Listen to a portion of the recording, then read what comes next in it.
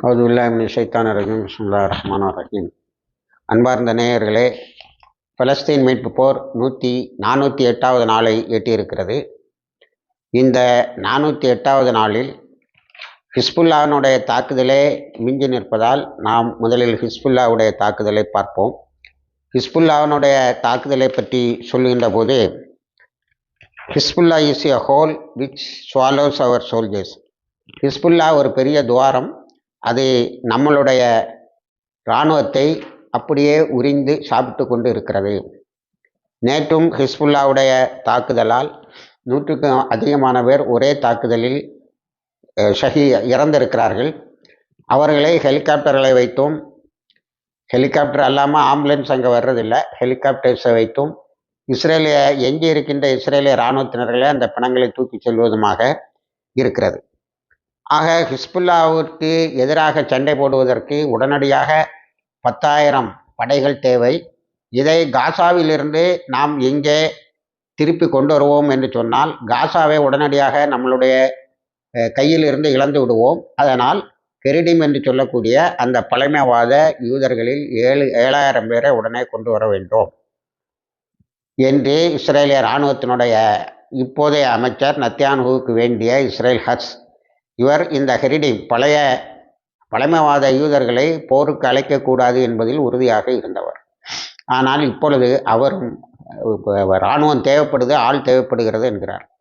அதற்கு நத்தியான்ஹூ என்ன பதில் சொல்கிறார் என்று சொன்னால், அந்த பழமைவாத யூதர்களை எனக்கு எதிராக திருப்ப வேண்டாம், நீங்கள் அதற்கு லெபனானோட எவ்வளோ விட்டு கொடுக்க வேண்டுமானாலும் விட்டு கொடுத்து ஒரு போர் ஒப்பந்தத்தை போட்டு விடுங்கள் என்று. அது ட்ரம்ப் போட்டார், இவர் போட்டார்னு வந்தது. நேற்று லெபனானுடைய ஸ்பீக்கர், அதாவது நாடாளுமன்ற சபாநாயகர், உங்களுடைய நிபந்தனைகள் எதுவும் ஏற்புடையதாக இல்லை, ஆகவே நாங்கள் ஏற்றுக்கொள்வதில்லை என்று சொல்லிவிட்டார்.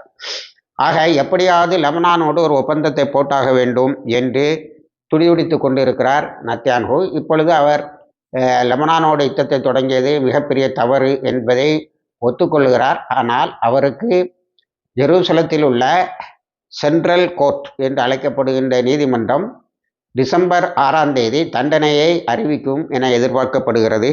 அவர் டிசம்பர் 6இலிருந்து அந்த தண்டனை காலத்தை, நீங்கள் தீர்ப்பை பின்னாடி வைக்க வேண்டும், ஜனவரி பிப்ரவரிக்கு வையுங்கள் என்று சொன்னதற்கு அது கேட்கவில்லை. டிசம்பர் 2ஆம் தேதிக்குள்ளால் நீ உன்னுடைய வாக்குமூலத்தை பதிவு செய், இல்லது தண்டனையை அறிவித்துவிடும். இது இப்போ நடந்த ஒரு லஞ்ச ஊழல், இஸ்ரேலிய மக்களை வஞ்சித்தது, டிஸ்லாயல்ட்டி, இஸ்ரேலுக்கு ராஜதுரோகம் செய்தது என்ற வழக்குகளில் இன்னொரு தீர்ப்பு. ஏற்கனவே 4-5 தீர்ப்பு தண்டனை வழங்கப்பட்டு அப்படியே செயல்படுத்தப்படாமல் இருக்கிறது. ஒரே காரணம், இந்த யுத்தம் நடந்து கொண்டு இருக்கிறது என்று. நேற்று கூட பப்ளிக் ப்ராசிக்யூட்டர் பேசும்போது, அவர் இமைக்காமல் யுத்தத்தை நடத்தி கொண்டு இருக்கிறார், நீங்கள் இந்த நேரத்தில் அவரை வாக்குமூலம் கொடு என்று சொன்னால் என்ன, இப்போ எப்படி அது நியாயமாக இருக்கும் என கேட்டிருக்கிறார். அதற்கு நீதிபதி சொல்லியிருக்கிறார், அவர் ஏன் யுத்தத்தை நீடிக்கிறார் என்று சொன்னால், இந்த வாக்குமூலம் தருவதிலிருந்து தப்பிப்பதற்கு தான். அதனால்தான் சொல்லுகிறோம், நீ கொடுக்குறாயோ கொடுக்கவில்லையோ, நாங்கள் ஒன்றும் கம்பல் பண்ணலை, நீ கொடுக்குறாயோ கொடுக்கவில்லையோ நாங்கள் தீர்ப்பை வழங்கி விடுவோம் என்று சொல்லியிருக்கிறார்கள். அப்புறம் அக்ரி டு ஹைஃபா, அதாவது டெல் அவீவை சுற்றி உள்ள இந்த 2 இடத்துக்கு இடையில் யாரும் குடியிருப்பு இல்லை. அப்போ அக்ரி டு ஹைஃபான்னு சொல்லக்கூடிய அந்த இடைவெளியில் எல்லா மக்களும் பதுங்கு குழியிலேயே இருக்கிறார்கள். அவருக்கு கேட்குறாங்க, எத்தனை நாளையா இப்படி பதுங்கு குழியிலே இருக்கிறது, இதுதான் பாதுகாப்பா என்று. ஆனால் கொஞ்சம் விவரமுள்ள இஸ்ரேலர்கள் என்ன செய்கிறார்கள் என்றால், இஸ்ரேலை விட்டு போயிடறாங்க. நேற்று ஸ்பெயினில் ஒரு கான்ஃபரன்ஸு, அதில் இலன் பாப்பி, நான் அடிக்கடி உங்களிடத்திலே சொல்லுவார், ஒரு யூதர், அவர்தான் முதலில் எப்படிப்பட்ட கொடுமைகளை இஸ்ரேல் செய்து கொண்டு இருக்கிறது என்பதை ஒரு எத்னிக் கிளீன்சிங் இன் பாலஸ்தீன் சொல்லி ஒரு நூலை எழுதி உலக மக்களுக்கு அவங்களுடைய அவலங்களை தெரிய வைத்தார். இப்போ அந்த வாட்ஸ்அப்பு, ஃபேஸ்புக்கு, யூடியூபு, இதெல்லாம் வருவதற்கு முன்னால், இன்னும் சொல்ல போனால் விஷுவல் மீடியா உன்னோட தொடக்க காலத்திலேயே அவர் எழுதி வெளியிட்ட அந்த நூல். இப்பொழுது அவர் ஸ்பெயினில் பேசும்போது 7 லட்சம் பேர் போயிட்டாங்க. நான் நேற்று இஸ்ரேலுடைய ஸ்டாட்டிஸ்டிக்கல் டிபார்ட்மெண்ட்லேருந்து இந்த தகவல் எடுத்துக்கிட்டு தான் ஸ்பெயினுக்கு வந்தேன் பேசுகிறதுக்கு. ஆனால் எத்தனை பேர் இஸ்ரேலையே விட்டு போயிருக்காங்க. 2 விதமான மைக்ரேஷன் இருக்குது. ஒன்று, இப்போ ஐக்கிய நாடுகள் சபை ஆக்குப்பைடு லேண்டுன்னு சொல்லியிருக்குல்ல, அதாவது ஆக்கிரமிக்கப்பட்ட பூமின்னு. அதில் எதெல்லாம் வரும்னு சொன்னால், மேக்கரை, Jerusalem, Gaza, Sinai Peninsula, Golan heights, Jordan valley, இந்த பகுதி அல்லாத பகுதிகள் இதெல்லாம் வந்து பாலஸ்தீனத்துக்கு சொந்தமானது. அது இண்டிபெண்டன்ட் பாலஸ்தீன் சொல்லுது இங்கே தான் வரும்ங்கிறதான் ஐக்கிய நாடுகளுடைய 1948 தீர்மானம். அந்த தீர்மானத்தின்படி இதெல்லாம் ஆக்கிரமிக்க இப்போ அவங்க கையில் வச்சிருக்க காசாவும் சரி, மேற்கரையும் சரி, ஜெருசலம் சரி, எல்லாம் ஆக்கிரமிக்கப்பட்ட பகுதிகள். அதிலிருந்து நீங்கள் வெளியில் போங்க, ஒரு வருஷத்தில் வெக்கேட் பண்ணணும்னு இஸ்ரேல் சொன்ன பிறகு அந்த மக்களுக்கு பொது புத்தியில் இங்கெல்லாம் வந்து அடுத்தவன் பூமியில் நம்மளை உட்கார வச்சுருக்கான். இரவல் பூமி கூட இல்லை, இரவலாக கொஞ்சம் பூமியை கொடுத்துருக்காங்க, அந்த பூமியில் கூட இல்லைன்னு சொல்லி 7 லட்சம் பேர் அந்த இடத்துல இருந்து, இந்த ஆக்குப்பைடு லேண்டில் இருந்து வெளியில் வந்துட்டார். இஸ்ரேலினுடைய இதர பகுதிகளில் இருக்காங்க. இன்னும் ஒரு பெரும் பகுதியினர் இஸ்ரேலே விட்டு வெளியில போய் விட்டாருங்க. இஸ்ரேலை விட்டு ஏன் வெளியில் போயிட்டாங்கன்னு சொன்னால், இஸ்ரேலு இன்னமும் பாதுகாப்பான பூமி இல்லை, அது நம்ம பூமி இல்லைன்னு நம்புகிறாங்க. அதனால் எங்கேயாவது போய் பிழைச்சிக்கோன்னு போகிறாங்க. இதில் 10,000 பேர், இதில் பெரிய பெரிய பிஸ்னஸ் மேனும் உண்டு. அதனால் investment is flying away from இஸ்ரேல்னு சொல்கிறாங்க. இஸ்ரேலில் இருந்து எல்லா முதலீடுகளும் வெளியே போகிறது. அதனால தான் இவனுக்கு பொருளாதார நெருக்கடியும் அவன் இப்போ சரண்டர் ஆகிறது மிக முக்கியமான காரணம் என்று பேசப்படுது. ஏற்கனவே நமது காணொலியில் அதை சொல்லிவிட்டேன். 10,000 பேர் கனடாக்கு வேலை கேட்டு போகிறான். கனடா கொந்தளிச்சுட்டு கிடக்கு. அங்கே உள்ள லோக்கல்ஸுக்கு வேலை இல்லைன்னு சொல்லி அவங்க வெளிநாட்டில் இருந்தெல்லாம் வந்து வேலை செய்யக்கூடிய விரட்டக்கூடிய ஒரு சூழ்நிலையில் கனடாவுக்கு ஒர்க்கர் விசாவில் போகிறான். இதில் என்ன பெரிய ட்ராஜடினா, இந்தியாவில் பெர்மனண்டாக ரெக்ரூட் பண்ணிகிட்டு இருக்கேன், இஸ்ரேலில் வேலை செய்கிறது. இஸ்ரேலில் உள்ளவெல்லாம் கனடாவுக்கு போயிட்டு இருக்கான். அப்போ நிறைய நாடுகளில் இருந்து இஸ்ரேலுக்கு வேலை தேடி போனவர்கள் எல்லாம் இப்பொழுது ஹிஸ்புல்லாவோடு மோதுவதற்கான அணியில் கொண்டு வந்து விடப்படுகிறார்கள். அவர்கள் ஷஹீதாகிறார், அவர்கள் கொலை செய்யப்படுகிறார்கள். ஹிஸ்புல்லாவில் நிறைய நாடுகள் சொல்லிட்டு, ஐயா பொழைக்க மொரோக்கோவும் சொல்லிட்டு பொழைக்க வந்தவங்களை எல்லாம் கொண்டு வந்து நீ வந்து யுத்த களத்தில் கொண்டு நிறுத்தின. அவன் ஆள் ரொம்ப ஷார்ட்டேஜ் ஆகி கடைசியில் பழமைவார யூதர்கள் வந்து தான் ஆகணும், இல்லைன்னா அரெஸ்ட் பண்ணுவேன் சொல்லி நிறுத்த அவனுங்களும் இவங்களும் சண்டை நடக்கக்கூடிய ஒரு சூழ்நிலையில் 10,000 பேர் உடனே லெபனான் ஃப்ரண்ட்டுக்கு வேணும். ஆனால் காசால இருந்து அதை எடுக்க முடியாது. அதே ஹசன் நஸ்ரல்லாவுடைய பிளான் எப்படின்னா, நம்ம நார்தன் இஸ்ரேலில் தாக்கிட்டு இருந்தா இவனுடைய படையின் ஒரு பெரும்பகுதி இந்த பக்கமே மாட்டிக்குவான். காசாவுக்கு போக முடியாது. காசாவுக்கு அதாவது லட்சக்கணக்கில் காசாவுக்கு போகலைன்னா போராளிகள் ஓரளவுக்கு இவர்களை அடித்து வெளியே தள்ளுவார்கள். நம்ம இந்த நார்தன் இஸ்ரேலை, வடக்கு இஸ்ரேலை நம்ம ஓரளவுக்கு கையகப்படுத்தலாங்கிற திட்டம் அது அப்படியே நடந்துகிட்டு இருக்கு. அதனால இப்போ காசாவை விட்டா லெபனானுக்கு வரலாம், லெபனானில் ஜெயிக்கக்கூடிய வாய்ப்பு இல்லை. நேற்றும் 2-3 இடத்துல ஆம்புஷு, போதாத குறைக்கு இப்போ இந்த பழைய ஆர்ட்லரியை கொண்டு வந்து தூரத்தில் இருந்து குண்டுகளை வீசுகின்ற ஆர்ட்லரின்னு சொல்லக்கூடிய பீரங்கி படையை கொண்டு வந்து 282 பிரிகேட்ஸு கூட சேர்த்துருக்கான்.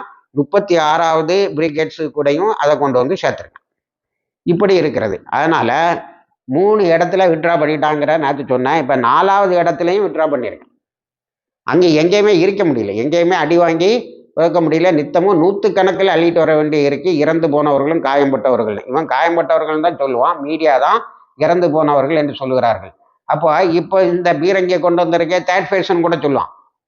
இது வந்து எங்களுடைய 3வது கட்டத்துக்கு வந்து விட்டோம். எல்லா கட்டத்திலையும் லெபனானுக்கு வெளியில் தான் நிற்கிற 5 கிலோமீட்டரில் இமாது 5 என்ற படைத்தளத்தை வைத்திருக்கிறார்கள் ஹிஸ்புல்லா. அதனால நீ அங்கே ஒன்றுமே சாதிக்க முடியாது. இப்போ சரண்டர் ஆகிறதுக்கு வழி தேடுற யுஎன்எஸ்சி, அமெரிக்கா, ட்ரம்ப் கையெழுத்து போட்டு எப்படி செல்லும்னு கேட்குறேன். அவன் பதவியே என்ன கேட்கல. அதுக்கப்புறம் ட்ரம்ப் கையெழுத்து போட்டு விட்டார், ட்ரம்ப் இதை செய்து விட்டார்னு சொல்லிட்டு இருக்கிறார். அது ஒன்றை காப்பாற்றாது என்பது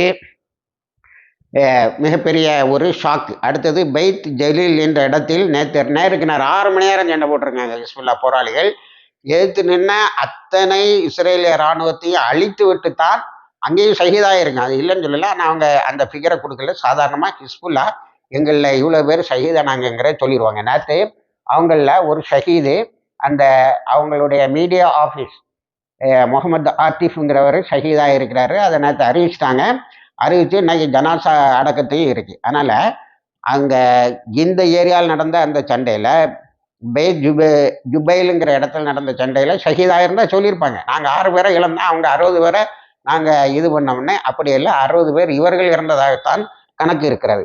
அடுத்தது வத்தா அல் கியாம்ங்கிற இடத்துல, அதாவது இஸ்ரேலுடைய இராணுவ ஹெட் குவார்ட்டர்ஸ் அலுவலகங்கள் இருந்த எல்லா இடத்தையும் அடித்து நிமிட்டுட்டாங்க. நேற்றே நான் உங்கள்கிட்ட சொன்னேன், எல்லாமே ஷெல்டரு கீழே டெம்பரரி ஷெல்டர் பெர்மனண்டானது. அதில் இதில் ஒரு நாள், இதில் ஒரு நாள், இதில் ஒரு நாள்னு ஒவ்வொரு ஷெல்டராக ஷிஃப்ட் ஆகிட்டு இருக்கு இராணுவ தலைமையகம். அந்த அளவுக்கு துரத்தி அடிக்கிறாங்க. ஹைஃபாயை கிளியர் பண்ணிட்டாங்க, அக்ரியை கிளியர் பண்ணிட்டாங்க, அதுக்கு இடையில உள்ள இன்பிட்வீன் தீஸ் 2 பிளேசஸ் அதையும் கிளியர் பண்ணியிருக்காங்க. இப்படி இவன் இனிமே திரும்ப கொண்டு வந்து யாரையும் அங்கே குடியமர்த்த முடியாதுங்கிற அளவுக்கு நேற்று ஒரு குடியிருப்பை முட்டாக காலி பண்ண வச்சுருக்காங்க. அந்த குடியிருப்பில் இனிமே நாங்கள் யாரும் வரமாட்டேன்னு ஓடுறான். நான் ஏற்கனவே சொன்னது போல் மூச்சு திணறக்கூடிய எஸ்கேப் தான் அது. சுற்றி போட்டான், நீ போகக்கூடாது, இங்கே தான் இருக்கணும். நீ போக போக என்ன ஆகுன்னா, லெபனானுடைய கை, ஹிஸ்புல்லாவோட கை உயர்கிறது. நீங்கள் இங்கே இருந்து காலி பண்ணி போகும்போது நான் எல்லாரையும் கொண்டு வந்து இங்கே குடியிருத்து வாங்குறேன். இப்போ நீங்கள் எல்லாரையும் கொண்டு இங்கே இருந்து போகிறீங்க. நான் தான் கேட்குறேன் வருவேன். டெல்லவிவே பாதுகாப்பாக இல்லை. அதுக்கு பிறகு நார்தன் இஸ்ரேலுக்கு யார் போவான்? அப்போ அடுத்தால நம்ம இதுக்கு ஹமாஸுக்கு வந்தால் நேற்று இந்த பெய்த் லாகியாங்கிற இடத்துல தான் நேற்றும் குண்டு போட்டிருக்கான். 90 பேர் இறந்துருக்காங்க. 43,846 பேர் ஷஹீதாக இருக்கிறார்கள். 1,03,740 பேர் காயம்பட்டு இருக்கிறார்கள். காணாமல் போனவர்கள் இதுவரைக்கும் 10,000 போட்டுட்டு இருந்தாங்க. இப்போ 11,000 ஆக்கியிருக்காங்க. நான் ஆக்சுவலாக அது அதிகமாக இருக்கும். இதில் வேற ஒரு ஃபோர்ஸ் ரெக்ரூட்மெண்ட்டு நடக்குது. நான் எப்போவுமே இந்த காரிய காரண அடிப்படையில் நடக்கின்ற நகர்வுகள் தான் உங்களுக்கு சொல்லுது. ஆனால் இதை சொல்லாமல் இருக்க முடியலை, அதனால் சொல்கிறேன். இது எக்ஸ்ட்ராடினரி டிவைன் பவர்லாம் நான் ஒன்றும் சொல்ல வரல. ஆனால் சுகதாக்களுக்கு அல்லாஹ் ஒரு முக்கியத்துவத்தை கொடுக்குறான். இந்த இறந்து கிடக்கவர்களுடைய மனம் இருக்கு பார்த்தீங்களா, அது ஆயிரக்கணக்கான இளைஞர்களை கொண்டு வந்து ஹமாஸில் சேர்க்குது. எனக்கும் இறைவன் இப்படிப்பட்ட ஒரு கஸ்தூரி மனத்தோடு உள்ள இறப்பை தருவான். நேற்று அந்த மாதிரி போட்டு சண்டை போட்டிருக்காங்க.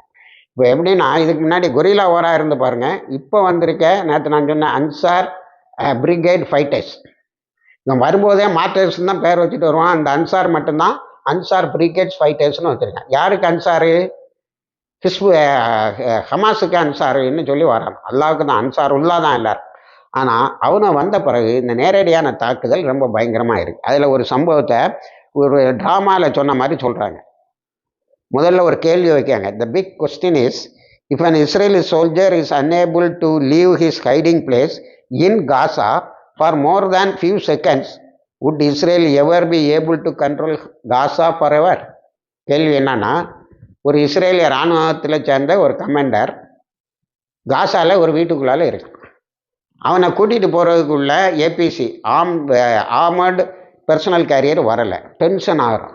செல்லை எடுத்து பார்க்குறான், ஒரு காலும் வரவும் இல்லை, ஒரு காலும் போகவும் மாட்டாங்க. அந்த இடிபாடுகளில் பாதி உடம்பை இப்படி மறைச்சிட்டு நின்று ஏதாவது வண்டி வருதான்னு பார்க்குறான். 2 செகண்டு கூட அவனால் அதுக்குள்ளால் இருக்க முடியல. பார்த்துக்கிடுங்க, ஆயிரக்கணக்கான லட்சக்கணக்கான பாலஸ்தீன முஸ்லீம்கள் இது மாதிரி இடிபாடுகளுக்கு இடையில் மூச்சை பிடிச்சிட்டு வாழ்ந்துட்டு இருக்காங்க. இவனால் 1 செகண்டு கூட இருக்க முடியல. என்ன செய்கிறான், அப்படி இப்படி பார்த்து முதல்ல பாதி உடம்பை காட்டுறான்.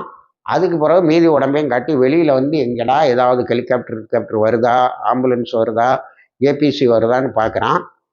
பல மணி நேரம் அவன் உள்ளே இருக்கான்னு தெரிஞ்ச ஒரு பாலஸ்தீன போராளி வெளியில் காத்திருந்து 3 மணி நேரம் வெயிட் பண்ணுறேன்னா அவன் வரக்கு. அவன் ஃபுல்லாக வெளியில் வந்தோன்னா ஒரே அடி, முடிஞ்சு போச்சு கதை. இப்போ கேள்வி என்னன்னா, சில நிமிடங்கள் கூட ஒரு இடிபாடுக்கு இடையில் இருக்க முடியாத உன்னுடைய இராணுவத்தை வைத்துக்கொண்டு நீ காசாவை பெர்மனண்டாக வந்து கண்ட்ரோல் பண்ண முடியுமா? ஆனால் நீ வர்றது வர, அதாவது இதுக்கு முன்னாடி நடந்த யுத்தத்தில் பல மாதங்கள் காத்துக்கிட்டு இருந்திருக்காங்க. இந்த வழியாக தான் இஸ்ரேலுடைய இராணுவம் வரும்னு. இலைகளையும் தலைகளையும் ட்ரை ஃப்ரூட்ஸையும் சாப்பிட்டுக்கிட்டு ஹமாஸ் போராளிகள் காத்திருந்திருக்காங்க. மண்ணுக்கடியில் தன்னை புதைச்சிக்கிட்டு சுவாசிக்கிற அவகாசத்தை மட்டும் எடுத்துக்கொண்டு புதைஞ்சிருந்தெல்லாம். இது 3 மணி நேரம் காத்திருந்தேன். அவன் 2 செகண்டு கூட உள்ளே இருக்கலை. கொஞ்சம் வெளியில் வந்தான், எட்டி பார்த்தான், ஃபுல்லாக தட்டிட்டேன் அப்படின்னு சொல்கிறான். இது வந்து ஒரு ட்ராமாவை போல நேற்று சித்தரிக்கப்படுகிறது. அதே போல் இந்த மாதிரி யுத்தம் பெரிய அளவில் வர்றதுனால இந்த ஷார்ட்டேஜ் ஆஃப் மென்னு ரொம்ப அதிகமாக போச்சு. இந்த காசாவை எந்த நிலையிலும் எனக்கு கண்ட்ரோல் பண்ண முடியாதுங்கிறத இவனுக்கு சொல்லிக்கிட்டே இருக்காங்க. ஆனால் அவன் கேட்குற மாதிரி இல்லை. நேற்று பிறகு ஒரு செக்யூரிட்டி இன்சிடெண்ட்டை சொன்னேன். இந்த செக்யூரிட்டி இன்சிடெண்ட்டில் எத்தனை பேர் இறந்தான்னு சொல்ல மாட்டோம்னு சொல்லிட்டானுவான். ஆனால் இப்போ 120 பேர் இறந்தான்னு சொல்கிறான். ஹெலிகாப்டர் பறந்து எடுத்து வெல்சன் ஹாஸ்பிட்டலில் கொண்டு போய் சேர்த்திட்டு இருக்கு தகவல் வந்துருக்கு. இன்றைக்கி ஒரு செக்யூரிட்டி இன்சிடெண்ட், அதில் எத்தனை பேர் இறந்தாங்கிறத சொல்ல மாட்டேங்கிறாங்க. மீடியாவில் நாங்கள் மொத்தமாக அனலைஸ் பண்ணிவிட்டு தகவல் தர்றது வரை எந்த இஸ்ரேலிய மீடியாவும் அதை ரிப்போர்ட் பண்ணக்கூடாதுன்னு சொல்லியிருக்கான். இப்போ பெய்த் லாகியா ப்ராஜெக்ட்டுங்கிறான். பெய்த் லாகியாவில் குண்டு போட்டு அங்கே இருக்கக்கூடிய பாலஸ்தீன டிஸ்பிளேஸ்டு பீப்புள், இடம் விட்டு இடம் நகர்ந்து வந்து சின்ன டென்ட்லேயும் இடுபாடுகளுக்கு இடையிலையும் வாழ்ந்துகிட்டு இருக்கக்கூடிய மக்களை அழிப்பதே எங்களுக்கு இது ப்ராஜெக்ட்டுங்கிறான். ஆனால் ஜபாலியா ப்ராஜெக்ட் பெருசாக வெற்றி பெற்றதா தெரியல. வெற்றி ஓரளவுக்கு அந்த மக்களை அலக்களிக்க முடிஞ்சு, அவங்க மற்ற இடங்களுக்கு போயிட்டாங்க. இது இப்போ பெய்த் லாகியாவை தொடர்ந்து இப்படி தாக்குதல் நடத்திட்டு இருக்கான். அதனால தான் இந்த அன்சார் ஃபைட்டர்ஸ் போன்றவங்க நேர களத்தில் இறங்கி நேருக்கு நேர சண்டை 6 மணி நேரம் 7 மணி நேரம்லாம் சண்டை போட்டிருக்காங்க. விடிய விடிய சண்டை போட்ட சகோதரர்கள்லாம் இருக்கிறாங்க. ஆனால் அவனை அல்லாஹ் காப்பாற்றிட்டான். வந்து வீடியோ போடக்கூடிய அளவுக்கு வந்து விட்டார். வீடியோ எப்படின்னா, நீங்கள் அன்சார் ஃபைட்டர்ஸ்ன்னு சொல்லி அவங்கள தனிமைப்படுத்தி மிகப்படுத்தி அவங்களை தனிமைப்படுத்தி காட்டி என்கரேஜ் பண்ணுறதுக்காக அவங்கள்ட்ட ஹமாஸ் சகோதரன் பேட்டி எடுத்து போடுறான். நீ எப்படி அந்த தாக்குதல் நடத்தின, இதில் எப்படி உனக்கு காயம்பட்டுது இப்படிங்கிறத பேட்டி எடுத்து போடக்கூடிய அளவுக்கு அது நடந்திருக்கிறது. அதே மாதிரி D9 ஃபுல் டைவர்ஸஸ் நேரே போய் தாக்குறாங்க. இதுதான் நேற்று நெத்தன்யாஹூ மந்திரி சபையில் பெரிய அளவில் இது பண்ணியிருக்கான். என்னடா D9 ஃபுல் டைவர்ஸரை நம்ம எல்லாத்தையும் இடுக்கி தகர்த்து தரமட்டமாக்குறதுக்கு அனுப்புகிறோம், அதை நேராக வந்து ஒரு குண்டை வச்சுட்டு போகிறான். நேற்று 9 D9 10 தாக்கி அழிச்சிருக்கேன். அப்போ காசாவை பெரிய அளவில் கான்சன்ட்ரேட் பண்ணுறான். ஒரு சேட்டலைட் படத்தை வெளியிட்டிருக்கான், காசாவில் நான் அகண்ட ரோடுகளை எல்லாம் போட போகிறேன்னு. ஆனால் இஸ்ரேலிய இராணுவத்தினர் என்ன சொல்கிறாங்கன்னா, நீ ஒரு நிமிஷம் கூட காசாவை கண்ட்ரோல் பண்ண முடியாது. ஏன்னா அதுக்காக இவன் சவுதி அரேபியா அதை இதெல்லாம் கூப்பிட்டு பார்க்குறான். எல்லாருமா சேர்ந்து காசாவை இது பண்ணிக்கிடுவோம், நாங்கள் தூரத்தில் ஒரு போலீஸ் செக் போஸ்ட்டை மட்டும் வச்சுக்கிடுவோம் அப்படின்லாம் சொல்லி பார்க்குறான். யாரும் ஒத்துக்கலை. அழிவு நடந்து கொண்டே இருக்கிறது. அடுத்தது 20 கமாண்டரும் 2 கமாண்டர்ஸும் 20 பேரையும் ஒரே ஆம்புஷில் போட்டு தள்ளியிருக்காங்க. நேரடியான சண்டையில் 17 சோல்ஜர்ஸை 17 இஸ்ரேலிய இராணுவத்தினரை அழித்திருக்கிறார்கள். இப்போ இந்த செக்யூரிட்டி இன்சிடென்ட் என்ன தெரியுமா சொல்லிட்டான், செக்யூரிட்டி இன்சிடென்ட்டுக்கு மேலே எல்லாரும் கேக் ஆர்டர் போட்டானா யாரும் வாய் திறந்து பேசக்கூடாதுன்னு. இப்போ நெத்தன்யாஹூவுக்கு வீட்டுக்கு முன்னாடி 2 குண்டு வெடிச்சுங்கிறத நேற்று உங்களுக்கு சொன்னேன். இந்த குண்டை யார் வச்சாங்கிறத கண்டுபிடிக்க போகும்போது சின்பத்துக்கு மேலே ஒரு தடை, இன்வெஸ்டிகேஷன் பேண்ட், அதாவது அதை பற்றின ஃபர்தராக எடுக்கக்கூடிய விசாரணையே கூடாதுன்னு தடுத்து விட்டான். அப்போ யார் பண்ணியிருப்பா, இஸ்ரேல்லே வெறுப்படைஞ்ச யாரோ தான் அவன் வீட்டில் குண்டு வச்சுருக்கான். இனிமேல் அவனோ கையினால தான் இஸ்ரேலில் உள்ள ஹாஸ்டேஜஸோடைய குடும்பம் அல்லது பதுங்கு குழியில் வாழுறதுனால படக்கூடிய கஷ்டத்தால் வரக்கூடிய வெறுப்பு, இவர்களாக அவனை குண்டு வச்சு அழைப்பாங்கன்னு சொல்கிறான். அவன் நம்ம ஒரு இன்வெஸ்டிகேஷனை எஸ்.எம். முஷ்ரிஃப் வந்து அவருடைய புத்தகங்களில் சொல்லியிருப்பார். இன்வெஸ்டிகேஷன் குண்டு வெடிப்புகளில் இந்துத்துவவாதிகளின் பக்கத்தில் போனால் உடனே அது ஹால்ட் ஆகி அது ஒரு மாதிரி ஆகி அது எங்கேயாவது ஒரு முஸ்லீம் தலையில் வந்து முடியும். அது வரைக்கும் அதை இழுத்தடிப்பாங்க. ப்ரெஸ்ஸும் இங்கே உள்ள ப்ரெஸ்ஸும் எப்படி இருக்குன்னு சொன்னால், இன்வெஸ்டிகேஷன் முஸ்லீம் ஆங்கிளில் போகிறதா இருந்தால் ரிப்போர்ட் பண்ணுவான், அது இந்துத்துவ சைடில் போகிறதா இருந்தால் ரிப்போர்ட் பண்ண மாட்டான். அதனால் அந்த போலீஸ் ஆஃபீஸரே வெக்ஸ் ஆயிரும், நம்ம இவ்வளோ கஷ்டப்பட்டு உண்மையை கண்டுபிடிக்கும் போட மாட்டேங்கிறானுல அப்படின்னு. அதனால் அவன் வேணும்னே முஸ்லீம்கள் சைடில் திரும்புவான். அப்போ தான் அவனுக்கு மீடியா கவரேஜ் கிடைக்கும்ங்கிறதுக்கு அது அவருடைய புத்தகத்தில் 26/11 ஹூக்கில்டு கற்கரை புக்கிலையும் ரொம்ப தெளிவாக சொல்லியிருப்பார். அதே நிலை தான் அங்கே. நேற்று நெத்தன்யாஹூ வீட்டில் கார்டனில் ஒரு குண்டு வெடிச்சிருக்கு, நடு பகுதியில் ஒரு குண்டு வெடிச்சிருக்கு. இந்த 2 குண்டு வெடிப்பையும் இன்வெஸ்டிகேஷன் பேண்டுன்றான். அதன் பிறகு வெஸ்ட் பேங்க் நேற்று நிபுலஸில் பூந்து பல இளைஞர்களை கைது செய்திருக்கான்.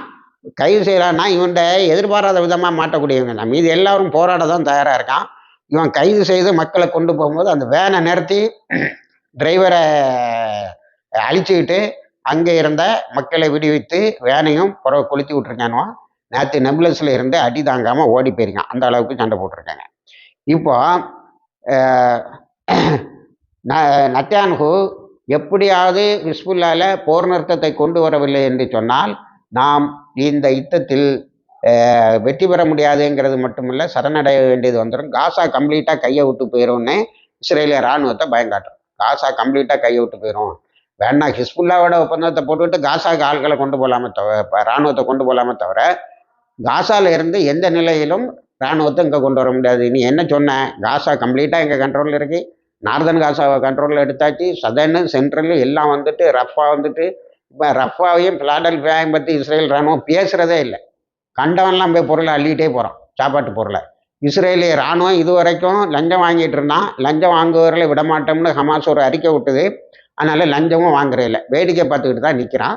ஆனால் எனக்கு தெரிஞ்சு இன்டைரக்டாக அவனுக்கு ஒரு இன்ஸ்ட்ரக்ஷன் இருக்கலாம். ஒரு வேளை வார் ஃப்ரண்டில் நீ போய் வீணா இந்த மக்கள்கிட்ட சண்டைக்கு நிற்காத, எல்லாமே ஹமாஸ் கிடையாது, பாலஸ்தீனில் பலர் ஆர்ம்டு பாலஸ்தீனியன் குரூப்புங்கிறான். அப்போ எல்லாம் கண்டவனு கையிலெல்லாம் அங்கே ஆயுதம் இருக்கா? ஹமாஸு கையில் ஆயுதம் கிடைக்காம பார்த்துருவேன், ஹமாஸோட கோடனை அழிச்சிடுவேன். நான் நெட்சாரிமில் ஒன்றை கொள்ளை அடித்தான், நேற்று உன்னுடைய இராணுவ கிட்டங்கி ஜபாலியால் அழித்தான். ஆனால் எல்லாருடைய கையிலையும் ஆயுதம் இருக்கான். ஆர்ம்டு கேங் வந்து உணவுப் பொருளை எடுத்துகிட்டு போகிறாங்களாம். அதை ஹமாஸ் வந்து இங்கே கொண்டு வந்து கொடுங்கன்னு சொன்னால் கொடுத்துறான். மற்றவங்கள்ட்டெல்லாம் ஏதாவது இருக்கிற காசை கொடு, பொருளை வாங்கிட்டு போ, உணவை வாங்கிட்டு போங்கிற அளவுக்கு குழம்பி போய் கிடக்கு. 408 நாளாக 4 முனிசிபாலிட்டியை கண்ட்ரோல் பண்ணாத இஸ்ரேலு உலக மகா சக்தின்னு நம்ம பத்திரிகைகளும் வெஸ்டர்ன் மீடியாவும் பெருசாக எழுதிட்டு இருக்கு. அதையெல்லாம் தோலிட்டு காட்டுவோம். இணைந்திருங்கள், எல்லா தகவலையும் தருகிறோம். வாஹிர் தவானா அல்ஹம்துலில்லாஹி ரபில் ஆலமீன்.